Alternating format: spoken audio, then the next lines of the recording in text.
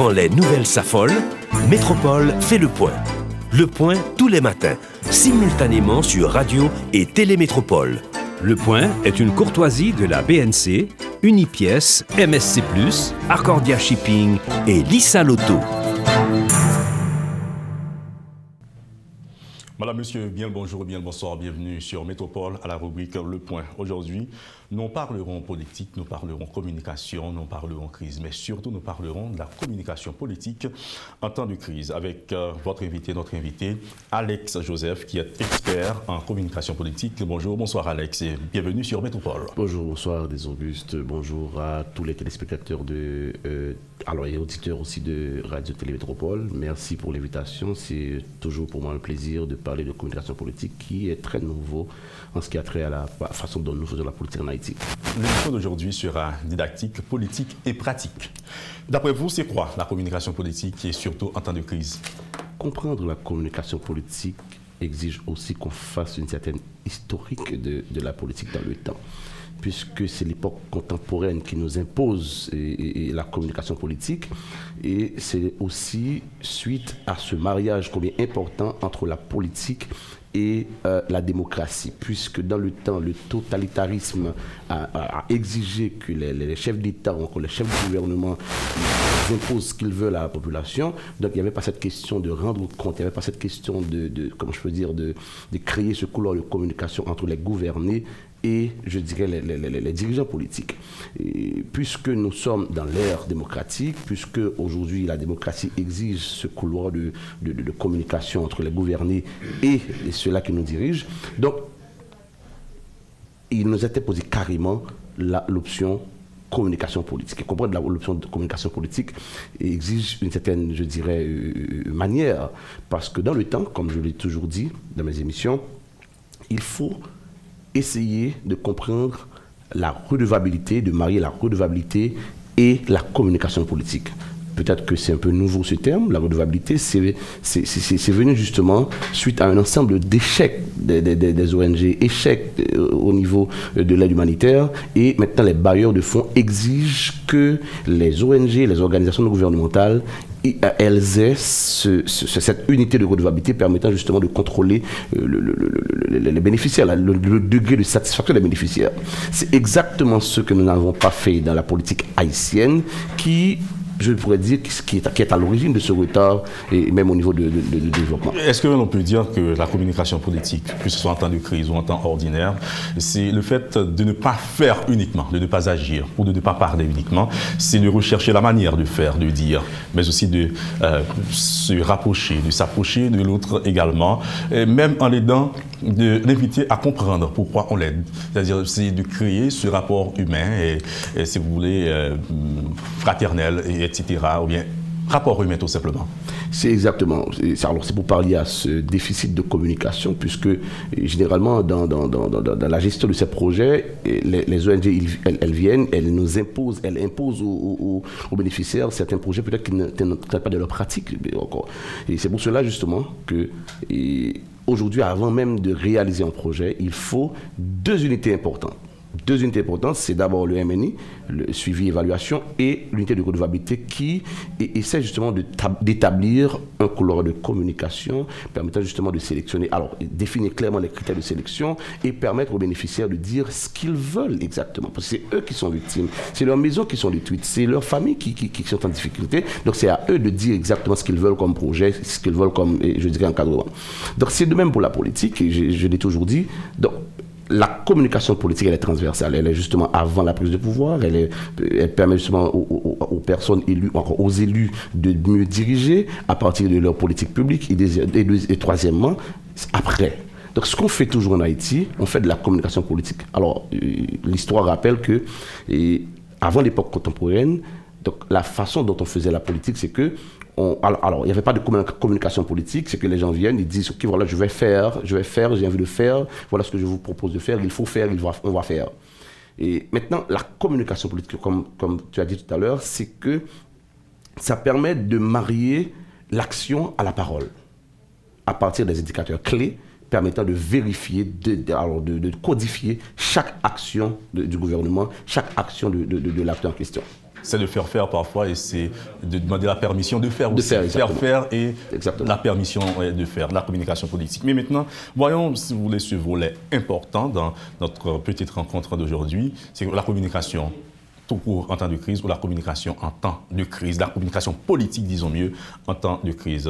Et comment parvenir à faire une bonne communication en temps de crise, qu'il s'agisse d'une guerre d'un pays à un autre pays, guerre interne, guerre civile, s'il le faut, crise sanitaire, comme c'en est le cas pour le coronavirus, et encore la mort d'un président. Comment procéder à une telle communication politique, Alex Joseph?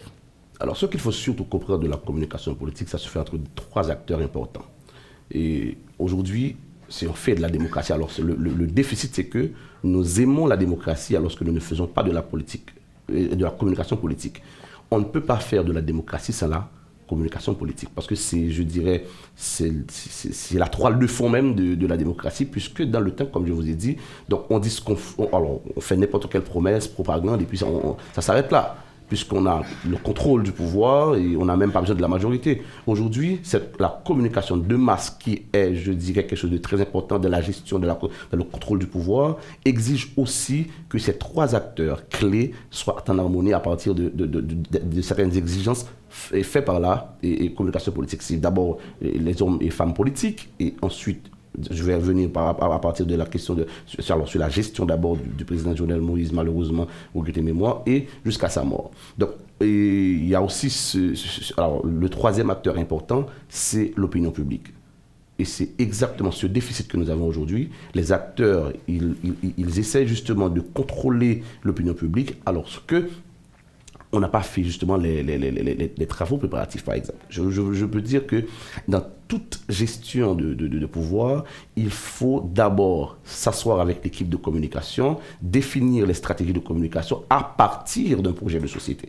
Et c'est ce projet de société qui va être transformé peut-être après discussion avec... On ne fait pas de la politique, c'est peut-être didactique encore et pédagogique. C'est ce projet de société qui va être transformé en politique publique à partir des discussions avec les différents acteurs qui vont, je dirais, gérer le pouvoir exécutif ou politique, quoi. Donc, une fois que vous avez ce projet de société ou encore qui a transformé désormais en politique publique, c'est-à-dire qu'il n'y a pas de spontanéité, il n'y a pas de, je dirais, je me lève un bon matin et je me suis dit, voilà, je vais au Cap-Haïtien, je fais un pont. Donc, tout s'inscrit dans une ligne, tout s'inscrit dans un projet, tout s'inscrit dans une politique publique. Et maintenant, il faut ce mariage entre cette politique publique et la communication politique, permettant justement d'expliquer à tous les acteurs, voilà ce qu'on fait aujourd'hui. Et ce qu'on fait aujourd'hui, ce n'est pas quelque chose d'improvisé. Et si c'est improvisé, c'est la communication politique elle-même qui définit les moyens pour pouvoir justement expliquer cette déviation, encore cette spontanéité. Et pour être plus clair dans la gestion de cette crise-là maintenant je dirais qui fait peur, puisque ça persiste trop. Bien de toute crise, dirait-on. Ben oui, on sait qui fait quoi, on sait qui dit quoi. Et même l'enquête sur la mort du président, donc il faut aller sur les réseaux sociaux justement pour avoir des informations. Et je me suis dit, est-ce que nous pouvons demander à la jeunesse d'intégrer la politique, d'impliquer la politique, sans exiger que les acteurs politiques s'asseyent et fassent en sorte que nous puissions définir une bonne communication politique et respecter les outils. C'est le déficit dont je vous ai parlé dernièrement. Et puisque... Alors, on utilisait la communication politique à la première échelle seulement pour prendre le pouvoir. Donc, il y avait la compagnie de Sola, Antonio Sola, qui était là justement pour vendre le projet du président Jovenel Moïse à travers son jardin. Et ça s'est bien passé, quoi. Mais qu'en est-il de l'après? Qu'en est-il de la gestion? Pourquoi? J'ai entendu un ami dire à la radio qu'on a, je dirais, assassiné le caractère du président. Donc, je me suis dit, comme professionnel en communication, c'est juste parce que, alors, si on a eu à faire ça, et on est arrivé à le faire, c'est parce que justement, il y a un déficit de communication politique. Si je dois bien comprendre ce que vous êtes en train d'expliquer, Alex Joseph, sur le plan communicationnel, politiquement parlant, ce n'est pas un assassinat, c'est un suicide. Oui, je dirais ça. J'aurais pu dire ça. C'est parce qu'il n'y a pas eu vraiment une constante dans cette communication. Exactement. Parce que les principes n'ont pas été respectés. On n'a pas justement cette pratique de continuer à faire de la communication après la prise du pouvoir, continuer à expliquer aux gouvernés chaque étape de la politique publique. Bien entendu, s'il y en a, est-ce qu'il y a un projet de société? Est-ce que je peux aller sur l'Internet là maintenant et m'informer de la politique publique, encore du projet de société de BHTK, le parti du président, malheureusement, je ne crois pas que c'est possible d'avoir une idée, parce que, écoutez-moi, c'est pas un jeu ça. On fait de la politique en Haïti, on fait de la démocratie, et je le répète encore, si on fait la démocratie et on néglige justement la communication politique qui fait une certaine harmonisation entre les hommes et femmes politiques, ceux-là qui nous dirigent, qui fait aussi un mariage entre les journalistes et l'opinion publique. Donc je ne parle pas de marchandage, je ne parle pas de ce qu'on appelle la relation de presse ou les relations Exactement. de presse. Est-ce que là, vous êtes en train de nous dire que la communication politique, c'est une constante dans une administration, dans un pays ou en temps de crise, tout simplement? Constante. Et tu as bien dit, c'est avant, pendant et après. Il y a des gens qui... Je vous écoute, allez-y. Non, j'allais justement dire que pourquoi maintenant, si je dois m'informer, je dois aller sur les réseaux sociaux, particulièrement Facebook, pour savoir ce que fait le Premier ministre. Alors que, en Colombie, qui suit de manière religieuse l'évolution de l'enquête sur l'assassinat du président, ils donnent un point de presse régulier. Ils font en sorte que les dirigeants colombiens, ils font en sorte que si quelqu'un qui travaille, alors qui a passé toute la journée au travail, il y a un site où cette personne peut se rendre pour s'informer sur l'état d'avancement de l'enquête. Je ne crois pas que nous avançons en Haïti. Donc c'est là encore la police et toutes les institutions, nous avons ce déficit de communication politique qui justement nous met en retard. Et il y a les réseaux sociaux qui nous informent, bon gré mal gré, à tout bout de champ sur ce qui se fait ou bien qui nous apporte de bonnes, de mauvaises, de très bonnes ou de très mauvaises informations. Maintenant, Alex Joseph, je voudrais voir avec vous ces pratiques ou bien ces basiques communicationnelles. Il y a des gens qui pensent qu'on doit toujours communiquer pour communiquer de quelque manière que ce soit. Est-ce que trop de communication ne tue pas aussi la communication? Un exemple très simple. Et on a eu dans le pays, c'était, je n'ai jamais vu, un porte-parole là avec 4 porte-paroles. Ça, c'était une machine monstre en matière de communication, d'après vous, mais quel résultat alors que ça a donné? On s'en souvient. Qu'est-ce que ça vous a dit? Trop de communication tue la communication, tu as bien dit. Mais aussi ça crée une certaine frustration au niveau de ces personnes, peut-être embauchées pour défendre la politique du gouvernement ou la politique du président. Je l'ai dit, il y a cette absence de communication a obligé le président de faire à prendre la parole et des fois dire des choses, je dirais, qu'il ne devait pas dire.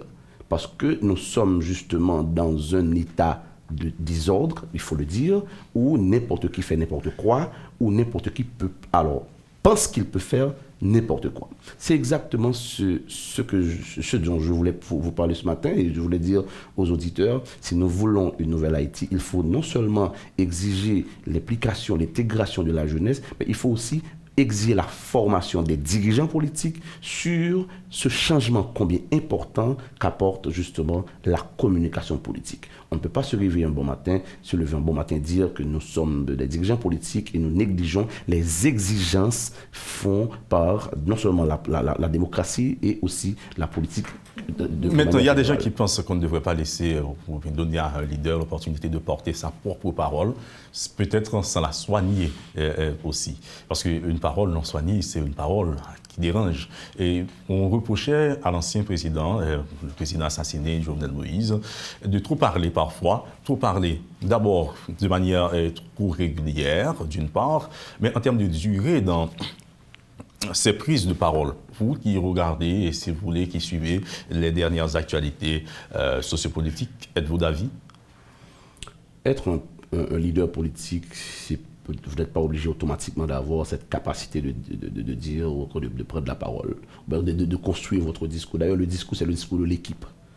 Le discours, c'est, je dirais, un travail fait par un ensemble de professionnels qui s'y connaissent, qui travaille justement pour donner un discours à partir de la vision de la personne en question, à partir de la politique publique du gouvernement en question, à partir de la vision du parti en question encore de ce projet de société. C'est-à-dire que le porteur de discours n'est pas obligé celui qui a rédigé le discours. Et c'est exactement l'apport considérable de la communication politique à la façon dont nous faisons la politique aujourd'hui, c'est que les dirigeants politiques, alors je peux tout aussi résumer la communication politique à un espace donné par la communication politique pour qu'il y ait des discours contradictoires. Étant donné qu'il y a contradiction, il faut justement des outils de communication pour attirer la base, pour attirer la population, pour, je dirais, captiver ce qu'on appelle l'opinion publique.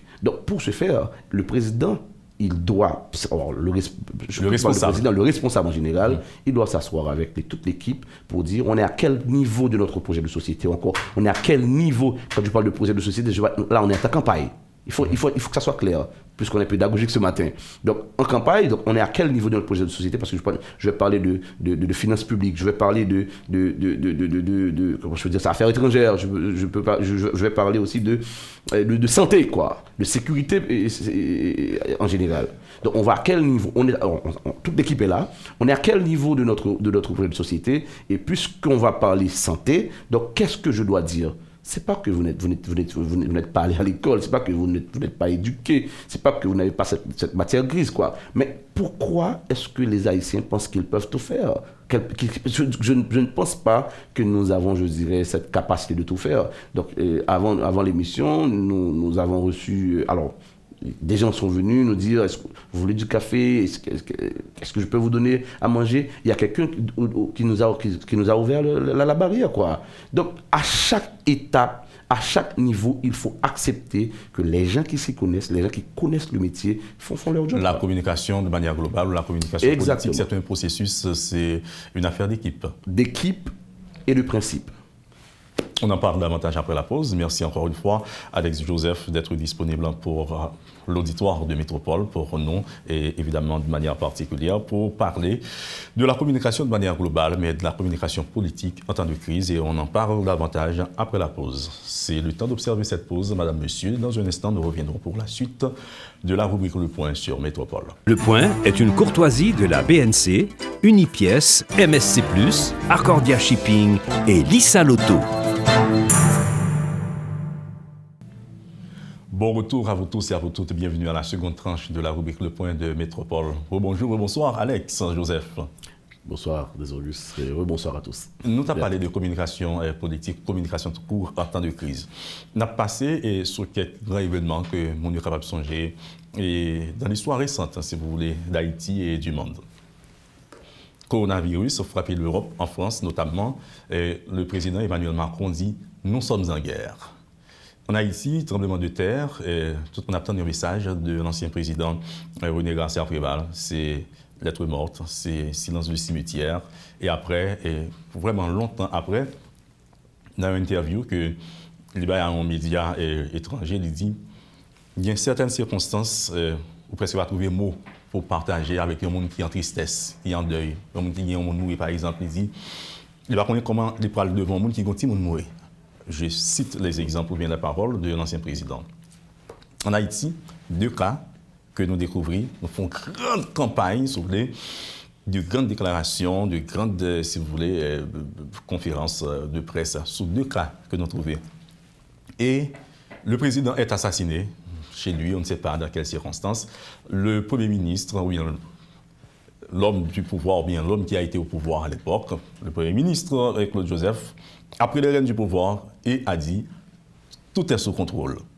Et aujourd'hui, qui ça veut dire pour vous dans la gestion de communication politique? Silence, déclaration forte, grande déclaration, déclaration politique, etc. Est-ce que c'est une manière de gérer ou bien de faire de la communication en temps de crise ou de faire de la communication politique tout court? J'ai été long, c'était un peu explicatif. Moi, je crois que c'est tout ça aussi échappatoire. Donc, Haïtien n'est pas jamais responsable de rien. Il n'est pas jamais conscient de faiblesse, il n'est pas jamais conscient de saleté, de fait qu'il n'a pas fait. Parce que généralement, nous pensons qu'on a fait toute bagaille. Alors, petite notion, et c'est comme tu prends exemple mondial également, avec le président français qui dit « Nous sommes en guerre ». Juste l'arrivée de la pandémie sur le sol français. Nous sommes en guerre. Tu prends exemple global, excusez-moi pour un petit rappel, c'est là. Donc, c'est là ma privé tout pour me dire que donc, le président fait déclaration, ça c'est pas lui qui fait le chitac équipe de communication qui était bien avant, anticipé sous ça le dit, sous ça le doit dit. Et quand le président dit que nous sommes en guerre, on va rendre compte que ça fait impact sur Jean Mouni recevoir nouvelle là, c'est que l'État au plus haut niveau a adressé questions et ça donne une certaine, je dirais, confiance dans les dirigeants. Même si c'est alors moment vient fait que dévier dans la gestion coronavirus, mais on parle qu'en Haïti, à force que nous mélanger toute bagaille, à force que tout le monde a toute bagaille, gestion coronavirus et à force que de fait pas de un couloir de communication, pas oublier, nous te prend exemple les amis qui dit que je dirais yo assassiné caractère président à travers mensonge que vous fait sur lui. Mais il ne pas rendre compte tout que le président auto-assassiné lui, ça ne de suicide là, ça ne parlait de suicide là. Pour qui ça? Parce que il fait l'abdi ou bien l'a parlé pas en fonction de plan, pas en fonction de sa équipe la définie, en fonction de feeling lui. Parce qu'il dit que on ne va pas parler pour moi, on ne va pas parler peut-être moi.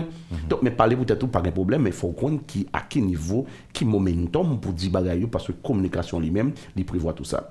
Gestion du coronavirus, je crois pas c'est même bagaille là. Donc les politiciens qui ont même des problèmes avec le gouvernement, ceux-là de l'opposition, ils ont utilisé justement pour faire mon faire back sous mesures préventives, même si parallèlement, ou après qu'il y a utilisé communication par eux pour dire exactement dans la langue par eux, ça gouvernement t'a dit. Donc on estime que si on a fait politique, il faut une faire propre, il faut une faire belle, et le ça n'a pas mis le pays à un niveau que le pas jamais avant par rapport à l'exigence que le monde a fait politique aujourd'hui. Donc, vous parlez du président Préval, effectivement, c'est une sorte d'échappatoire. Ma remettre même sur dit là dans la gestion, nous avons dit l'amour, crise sur l'amour président. Donc, les dirigeants politiques haïtiens, les autorités haïtiennes, ils ont une tendance à faire le marronnage devant leur responsabilité de communication. Et m'a dit, la première dame, voyons petit voice. Ok, je trouve qu'il est anormal, parce que m'a fait communication politique. Peut-être que dans n'importe quel monde qui a trouvé qu'il est normal, mais la première dame, c'est pas n'importe qui. C'est une autorité qui lui-même témoin de un plus gros acte qui passait pendant les dernières 10 années dans le pays. Donc ça veut dire, on ne peut pas accepter que on mette un téléphone devant bouche première dame non pour voyons voice pour juste expliquer que l'enfant. Moi j'estime que nous jouer avec pays, nous jouer avec intelligentsia, nous jouer avec nous dit histoire nous comme peuple. Puisque nous pas gagner histoire sans évolution du temps, nous pas même adapter, pas même quoi aujourd'hui nous parler timonio de et ça qui est passé en 2004, qui s'est arrivé Jean-Bertrand Aristide, qui bataille pour quitter gagner, même quand nous update ça dans l'histoire du pays. De même, donc tout le monde a fait démocratie, nous disons fait démocratie, alors que démocratie pas marché sans communication politique, puisque pas oublier dans le temps, là où tu as fait politique, là où tu as fait politique, on m'a parlé de l'époque avant 1970, donc leader là, il vient faire promesse de campagne, il n'est pas obligé à le rendre compte parce que il y avait cet aspect, je dirais, le totalitarisme qui fait que le monde n'a pas besoin de majorité. Donc, puisqu'on est à la recherche de la majorité aujourd'hui, puisque la démocratie exige que obligatoire, alors exige que nous avons dit majorité à camper derrière nous, nous avons contrôle opinion publique. Donc c'est pour cela que la communication politique définit outils, définit, je dirais, indicateurs pour nous mesurer. Nous avons un problème tout, un problème de suivi, évaluation. On profite de l'espace ça pour saluer mémoire un jeune garçon haïtien, c'est Ramon Pierre-Philippe, qui mourit en Sénégal.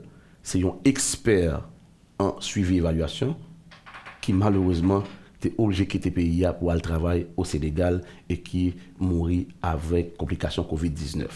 Donc, plus gros problème, non, je salue mémoire, je salue sympathie à toute famille et toute équipe haïtienne de TDL. Non, c'est ça qui est pour avec suivi évaluation. Problème suivi évaluation, non, c'est que, pas bien nous avons un ensemble de projets, l'État en général, c'est improvisation.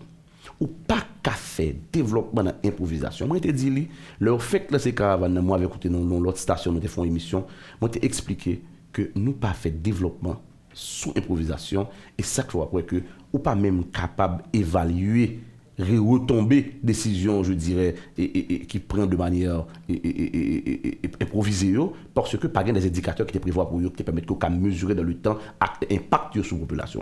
Moi, j'estime que si nous fait pays, si nous voulons continuer à faire pays, il n'est pas possible pour que m'a regardé Paul Ki, excusez-moi si je cite nos artistes là, son artiste, son comédien, poster 2 minutes plus tard, il y a 40 000 personnes qui like, ou bien par contre 20 000 personnes qui like, et puis le Premier ministre posté sur page personnelle, il y a 23 personnes après 3 jours.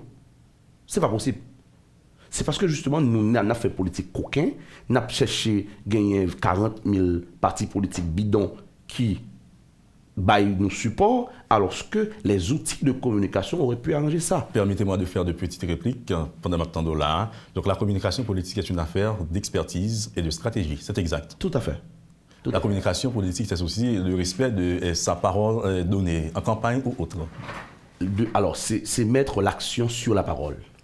C'est exactement ça.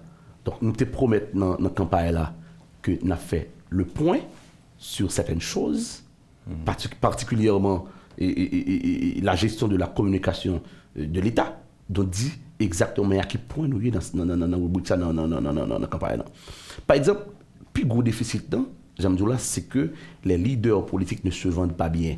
Ils pensent qu'ils peuvent se vendre. Ou pas qu'un leader politique, ou pas dans une émission, ou pas une équipe de stratégie de communication qui définit. C'est pas qu'on pas docteur, c'est pas qu'on pas un bon architecte, mais être un politicien qui prend un discours, il faut que le discours soit préparé, puisque je dis à la communication politique. Alors, la démocratie même fait que débat ou encore discours contradictoires. Si au contradictoire, ils sont bataille pour gagner opinion, faudrait-il justement que une équipe expert en communication qui chita avec vous, qui définit les stratégies pour que nous gagnions la masse de l'écoute. C'est-à-dire pour une majorité de monde qui capte l'émission ça, majorité de monde qui suivre opinion, les aller dans le sens pas nous. C'est pas de la magie que c'est.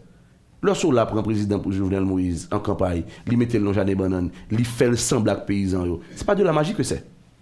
Donc, c'est de momentum qui est bien choisi, qui est bien défini. Et sous base de ça, il y a un résultat. Le moins, même avec l'équipe qui t'a supporté l'autre candidat, c'est Jules Célestin, nous chita, nous regardons qui type de critique que vous faites sur lui. Et nous agissons sur critique ça, sous base de ça, nous vendons l'autre gens comme un travailleur. Parallèlement, le président Jovenel Moïse vend comme un monde qui a planté banane. Et de fait, paysans retrouvé la lit, mais nous montons paysans tout. Donc, ou pas qu'à produire banane, sous pas de monde qui a fait route pour banane qui vient dans le jardin. Le temps où on doit produire banane, la mourir dans le la gaspiller dans le Donc, faudrait-il que à chaque étape, il y a des gens qui a travaillé dans l'équipe de communication, qui suivent tendance, qui suivent qui ça tel journaliste dit, pas pour le rapporter pour un journaliste, mais pour garder qui ont qu'à drainer opinion publique en faveur, parce que la bataille de la politique aujourd'hui, la bataille de la démocratie aujourd'hui, c'est avoir la majorité. Donc pour gagner la majorité, il faudrait-il qu'on ait une bonne équipe de communication qui aide justement planifier et ne pas oublier que la communication politique, non seulement détruit, attention, pas de monde qui fasse m'a détruit sur mon compte destruction, c'est pas destruction, non, nous pas vouloir des Augustes, nous voyons montagne la balle contre roche, c'est que il parlait de le point, on parlait de le pont. Donc on fait mon que le pont puis bon que le point. À partir d'outils de communication qui bien élaborés. Alors en vérité, le point est plus bon que est mieux que le pont. On fait de la communication politique. Tout à fait. C'est sûr, le point, c'est la meilleure émission qui. Tout à fait. Revenons à la communication politique. Il faut instruire par l'exemple. Sans problème. Est-ce que la communication politique, c'est aussi le silence? Revenons au président, ou à l'ancien président René Garcia-Préval, qui passait presque tout le momentum de drame, non? Du tremblement de terre sans presque rien dire. Jusqu'à ce qu'ils font déclaration, c'était catastrophique, pas l'écraser, pas la patata. C'est comme quelqu'un qui réfugié sous tête palais uniquement. On n'est pas reçu en Haïti. On n'est pas reçu et on est un petit peu, je ne vais pas dire rétrograde, je ne vais pas dire archaïque, mais tant que nous entrons dans la démocratie, par contre, répétez-moi ça en pile. Nous entrons dans la démocratie, nous refusons toute exigence que la démocratie fait. Respect de la parole de l'autre, et avoir la majorité. Nous toujours fait pareil coquin. Et ça veut dire que silence nous vient paraître complice. Silence nous montre le degré des capacités nous. Silence dirigeant nous par exemple en entendant nous. Il n'est pas possible que 3 mois plus tard, que personne n'a pas passer Matissan tête reposée. Et aucune déclaration n'est faite pour rassurer. Déclaration. Bon, par exemple, le président il a dit que nous sommes en guerre face à coronavirus. En France, évidemment. En France. Il a dit que nous sommes en guerre. Une seule phrase. Une phrase réfléchie, qui connaît, qui certainement des conséquences, mais d'avantage du tout. En guerre contre quoi? Contre qui? Et l'a expliqué. L'heure dit qu'il y a en guerre là, c'est l'équipe communication qui a fait tous les réseaux sociaux, a placé le monde dans différents forums de discussion pour faire avaler sa présidente et convaincre le monde. Et pour prendre toutes les mesures également pour être capable de justifier que c'est une guerre. L'État, par exemple, comment un président fait dire là-bas 24/24, c'est seul dans la bouche qu'il dit, par exemple, pas que personne dans l'État qui travaille avec lui pour convaincre moins que là-bas. Au contraire, l'homme pose des questions, et c'est ce problème que nous avons en Haïti. Quand je questionne la volonté du président, alors ce que je vois en réalité, c'est que vous n'êtes pas son ami. Ou monsieur, c'est pas possible, ou non opposition. Nous pas qu'à faire ça, parce que je dis, c'est parce que justement, que démocratie exige que diriger au bail explication, qui fait que lui permettent que nous questionner à travers justement réalisation, différentes actions qu'il a posées pour nous. On t'a posé cette question, ça, sur communication politique. C'est une question de silence également. On voulait comprendre ça parce qu'il ne faut pas toujours parler. Si on parle, il faut qu'on ait ça. Et maintenant, est-ce que dans la communication politique, il est possible à un moment de la gérer d'observer un moment de silence et que ça puisse vouloir dire quelque chose aussi? Moi-même, je n'aurais pas choisi le mot silence, puisqu'on parle de communication, c'est que vous pouvez par exemple prendre du recul politique, mais le silence, ça n'existe pas en communication politique. À moins que c'est la décision de toute une équipe qui parle pendant que vous faites silence, il y a Alex, il y a des Augustes, il y a d'autres personnes dans l'équipe qui parlent pour vous. Puisque la parole que vous portez, c'est pas forcément votre parole, mais c'est la parole de l'équipe. Donc, on a toujours fait silence. Parfois la parole du pays aussi. Du pays, exactement. Donc, il faut cette pratique justement de faire de la communication constamment, puisque la communication politique, elle est constante, elle est transversale. On ne peut pas développer un pays sur base, je dirais, de mensonges, sur base de rêves, mais il faut qu'il y ait une politique publique claire qui vient certainement d'une certaine, je dirais, promesse de campagne, qui vient, je dirais, d'une certaine... alors de certains projets politiques, de projets de société. Donc il faut qu'il y ait des lignes clairement définies qui me permettent, comme spécialiste en communication, de dire à la population, président a dit tel bagaille, jodi a n'a fait li, nous à tel niveau, pas dans la fait suivi évaluation, ok, nous te promettons tel bagaille, nous à tel niveau, c'est pas prendre Photoshop pour dire mon Dieu mais qui ça nous fait, et là plus gros déficit, plus gros problème que moi-même comme spécialiste en communication politique gagné, c'est que nous tellement fait politique avec mensonge. Donc le moi-même, moi je vais souterrain pour me garder réellement ça que fait là et pour me faire accepter comme réalité, je dis ça c'est Photoshop lié. Maintenant, moi j'essaie de faire encore d'autres petites répliques, vous-même comme professionnel dans le domaine là, on va expliquer moins, on va peut-être corriger moins et s'il le faut orienter à la fois. La communication politique, c'est une affaire d'exagération. Tout est sous contrôle. Nous sommes en guerre. Le silence total. Quelle est votre compréhension? Nous sommes en guerre. Tout est sous contrôle. Tout est sous contrôle. Silence total. Silence total. C'est ce que j'ai toujours dit. Ici, nous faisons les choses à l'envers. Si tout est sous contrôle, il n'était pas absent pendant tout le temps ça. Si tout est sous contrôle, il a fallu attendre presque 12 heures pour commencer à appréhender les coupables. Qu'est-ce ce contrôle? Donc, je ne fais pas de la politique, mais au moins, rendez-moi un faux usage. On ne peut pas dire que tout est sous contrôle, parce que jusqu'à présent, il y a des suspicions sur les mondes, il y a des suspicions sur des officiels. On va comprendre. On va faire rentrer dans le bail. Non, on est didactique, on est académique. Non, mais quand même. On pose la question, on ne fait pas. Ce n'est pas même une question réplique là. On veut comprendre la stratégie de la population. On instruit aussi la population, l'auditoire qui nous suit aujourd'hui. Je suis d'accord. Ouais. Le président, avant sa mort, a appelé des personnes. Qui fait quoi aujourd'hui? Est-ce que ces personnes qui ont été appelées, qui n'ont rien fait? Qui mène l'action publique aujourd'hui? Est-ce le Premier ministre? Il fait quoi? Il a déjà rencontré la population? Est-ce qu'il y a un mariage entre les promesses du président, entre la politique publique que dirigeait Jovenel Moïse et ce nouveau responsable de l'État? Qu'est-ce qu'il dit? N'est-il pas en train d'entraver l'État en faisant des déclarations, je dirais, irresponsables, irréfléchies, des déclarations qui pas juste cadrées avec ça que communication politique exigeait. Est-ce aussi de l'exagération, la communication politique? Parce qu'il y avait 3 volets dans ma petite réplique. Oui, exagération, pas même, si je parle d'exagération, on parle de communication politique parce que la communication politique, elle est constante, elle est, je dirais, quelque chose de bien géré, donc pas qu'à gagner exagération là-dedans. Ça doit être une exagération choisie, si vous me passez l'expression. Exactement. La communication politique, c'est comme les maths. 1 + 1, 2. C'est aussi du silence, la communication politique? Non. Un silence qui parle, par exemple. À moins que le silence parle à travers d'autres actions. C'est ce que je dis tout à l'heure. La parole, vous l'avez déjà donnée à la campagne électorale, lors de la campagne électorale. Maintenant, il faut de la communication politique pour mettre de l'action sur vos paroles, sur votre parole. Une image vaut 1000 mots. En communication politique aussi, rapidement pour terminer, parce que le temps ne nous fait pas la guerre, mais est à notre Elle nous impose la guerre.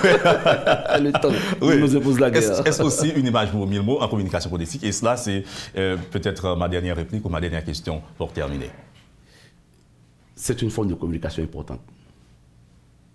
L'image. D'ailleurs, c'est mieux de projeter l'image que de dire ce qui est derrière ou dans l'image, à travers l'image. J'aime bien expliquer. Et je ne vais pas parler. Et puis moi, juste, et plusieurs journaux font ça. Je fais de images. Des caricatures. Des caricatures, exactement. Qui ont une large explication de réalité. Ça, c'est de la communication politique. Ça peut faire partie de la stratégie. Pas oublier que ça qui est important dans la communication politique, il y a les vecteurs. C'est sondage. Il y en a un élément qui est très important. Pas oublier. Sous du Valier, par exemple, on va faire sondage. Parce que je connais que, bon, c'est le président à vie. Mais là, il faut faire sondage. Et sondage, c'est ça qui est important dans le sondage. On va chercher la majorité. Donc, recherche de la majorité, c'est la démocratie. Donc, pour atteindre la majorité, pour gagner plus de monde dans le sondage, il faut faire communication politique. Il faut expliquer. Il faut que. Ou pas oublier la redevabilité, comme j'ai dit tout à l'heure, la accountability, sont thèmes qui nous vaut. C'est exactement pour parler de déficit de communication, déficit qui gagne, un gaspillage de l'argent qui gagne dans le projet, exiger que nous allons enquêter, allons parler avec les bénéficiaires. De même que faut dirigeants politiques haïtiens intégrer la redevabilité gouvernementale de la gestion de l'État. Merci beaucoup, Alex Joseph. Un petit message aux leaders, si vous voulez, de tous les secteurs politiques, économiques, de la société civile. Peut-être en termes de conseils pour mettre fin à l'émission d'aujourd'hui. Nous vous rappelons que vous avez une formation projetée, peut-être, on en parlera prochainement. Mais il faut revenir sur le plateau de Métropole pour parler davantage de ce concept qui n'est pas nouveau à l'échelle mondiale, mais que l'haïtien doit apprendre. Si vous voulez, que l'haïtien aussi doit comprendre. Vraiment, il y a des messages, conseils pour finir. Nous avons encouragé les présidents, dirigeants, à hommes et femmes politiques, pas un monde qui a une capacité pour faire communication, pas prendre un monde parce que c'est un monde politique ou parce que pas oublier la communication politique n'est pas la politique, mais c'est de la politique. Merci beaucoup, Alex Joseph, expert en communication globale, notamment en communication politique, qui a été avec nous sur le plateau de Métropole à la rubrique Le Point. Merci à vous tous et à vous toutes d'avoir suivi cette rubrique. Je suis Jean-Jules Desaugustes et à bientôt. Quand les nouvelles s'affolent, Métropole fait le point. Le point tous les matins, simultanément sur Radio et Télémétropole. Le Point est une courtoisie de la BNC, Unipièce, MSC+, Accordia Shipping et Lisa Lotto.